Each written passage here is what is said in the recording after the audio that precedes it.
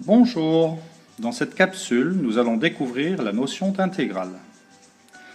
On appelle unité d'aire l'aire d'un rectangle dont les côtés ont pour longueur les deux unités du repère. Sur cette image, l'unité sur l'axe des abscisses mesure 5 cm, l'unité sur l'axe des ordonnées mesure 2 cm, donc une unité d'aire est ici égale à 10 cm². Pour une fonction f continue et positive sur un intervalle AB, on appelle intégrale de f entre les nombres a et b l'aire, exprimée en unité d'aire, de la surface comprise entre l'axe des abscisses, la courbe C et les droites d'équation x égale a et x égale b, c'est-à-dire l'aire de la surface assurée en bleu sur la figure. Pour faire court, on dit que l'intégrale de f entre a et b est l'aire sous la courbe de f. Ce nombre, intégrale de f entre a et b, représentant l'aire sous la courbe de f entre a et b, se note en utilisant un nouveau symbole, une sorte de s étendu. Le rôle du dx sera précisé ultérieurement en classe. Dans ce premier exemple, f est une fonction constante.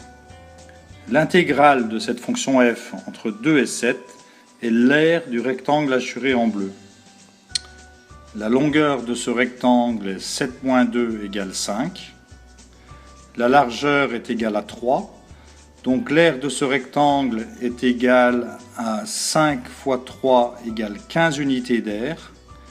Et donc l'intégrale de cette fonction f entre 2 et 7 est égale à 15. Ce nombre, intégrale de f entre a et b, pourrait se noter indifféremment en utilisant les lettres X, T, U ou n'importe quelle autre lettre. Pour cette raison, dans les notations précédentes, on dit que les lettres X, T et U sont muettes. Sur ce deuxième exemple, f est une fonction affine. Vous donnerez votre réponse sur le formulaire attaché à cette capsule. Sur ce troisième exemple, f est encore une fonction affine, mais l'aire que vous devez calculer est celle d'un trapèze. Répondez en utilisant le formulaire. Vous devez vous demander comment faire lorsque l'aire sous la courbe est celle d'une surface tout à fait quelconque. Impossible alors d'utiliser les formules d'aire de triangle ou de trapèze comme dans les exemples précédents.